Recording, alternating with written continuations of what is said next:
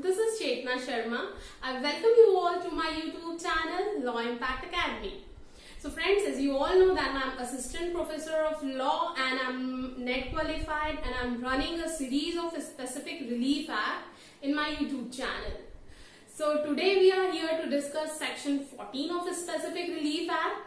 So Specific Relief Act provides for certain contracts that are not specifically enforced.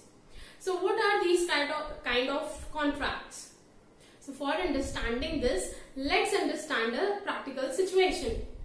If you made a contract with a person for singing or painting and later on that person revoked such contract, that what the remedies you have? The only remedy you have is to obtain damages by the courts. But you cannot go for a specific performance of such kind of contracts. Why? Because the contract, I have given the examples, includes the personal skill of that person. That means singing is also a personal skill and painting is also involves a personal skills. So section 14 is all about contracts of which the specific performance is not allowed under SRA. So let's discuss section 14 in detail in this video.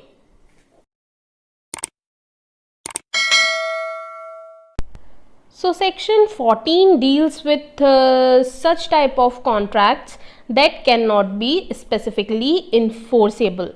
So we have already discussed it with section 10 when we discussed section 10, because section 10 provides the contracts that are specifically enforceable and section 14 deals with the contracts not specifically enforceable. So there are certain type of contracts mentioned under section 14 that cannot be specifically enforced. So what are these type of contract? The first type is where a party to the contract has obtained substituted performance of contract in accordance with the provision of section 20. So what is that substituted performance of contract? That we will discuss later on in detail, but for the meanwhile I let you understand that what is that substituted performance of contract. Substituted performance of contract is the performance by third person who is not a party to contract. For example, A and B made a contract and later on at the time of performance B denies or breach the contract. So what is the remedy available to A? A can obtain substituted performance of contract. The condition for obtaining substituted performance of contract is where the contract is broken due to non-performance of promise by any party.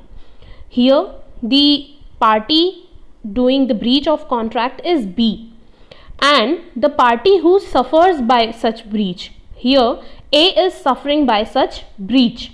So here the remedy is available to A that the party who is suffering from such breach shall have an option of substituted performance under section 20 through a third party or by his own agency. So here A can obtain the performance of contract from C. C can be his agent or C can be a third person unknown to him or anybody.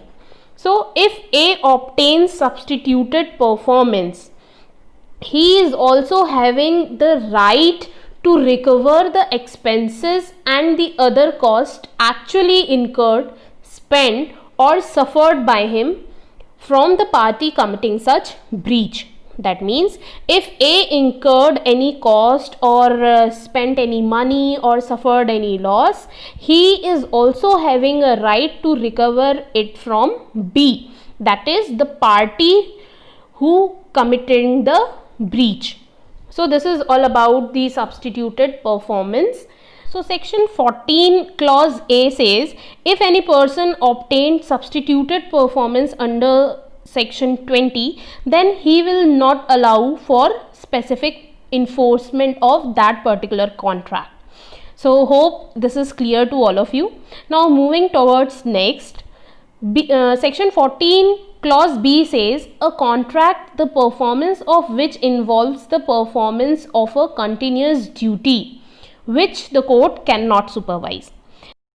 I have already discussed this in my previous video when I was discussing section 10, that if any contract that involves a continuous watch or continuous supervision over the performance, then court is not bound to give the specific performance of that contract. For example, if you made a contract with any builder for building a house with proper high quality cement and raw material, and later on you find out that the builder is using low quality cement or raw material while making that house or building, so you cannot go to the courts for the specific performance of such type of contract. Why? Because it involves the continuous supervision or continuous watch over that particular thing. So court does not have such time that he can continue watch over something or continuous supervise over something.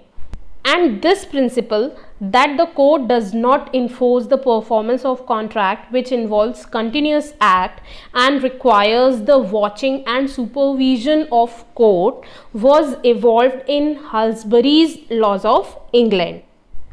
Moving towards the next, that is section 14 clause C. Clause C says a contract which is so dependent on the personal qualification of the parties that the court cannot enforce specific performance of its material terms. That means if any contract involves the personal skills of the parties, for example, if you made a contract with any person for a painting, and if later on such person denies from making that painting, then you cannot go for the specific performance of that contract. Why? Because court cannot compel anyone to do anything which he don't want to do. So the only remedy you will have at that time is just to obtain the damages if you suffers any. So here section 14 clause C clearly mentioning that such kind of contract cannot be specifically enforced where the personal qualification or skill of the party is the material term, the essence of such contract. Then court cannot compel that person to do anything which he don't want to do. So the last one is section 14 clause D. It says a contract which is in its nature determinable. So that type of contract is also cannot be specifically enforced. So let's discuss this with the help of case law. The case is Scott versus Payment. The case was of 1868. And the fact of these cases are A and B made a contract to become partners in certain business, and the contract not specifying the duration of the proposed partnership. So this type of contract cannot be specifically performed. Why? Because at any time the partners are having right that they can revoke the partnership, but where the partnership is for defined or fixed term, the position will be different. Similarly, a contract which can be revoked by either of the parties cannot be specifically enforced. Why? Because if any party go for the specific performance, the other party will say that I am revoking such contract. So section 14 clause D is clearly mentioning that the contract which in its nature determinable cannot be specifically enforced by the courts. So this is all about section 14. Hope section 14 is clear to all of you. Still, if you are having any doubt or query or question, you can ask it by writing it on comment box. I will try my best to answer your query or question. So hope section 14 is clear to all of you, and before ending this video, I'll request you to please subscribe my channel and also hit the bell icon so that you will get notification of every new video. Thank you for watching Law Impact Academy.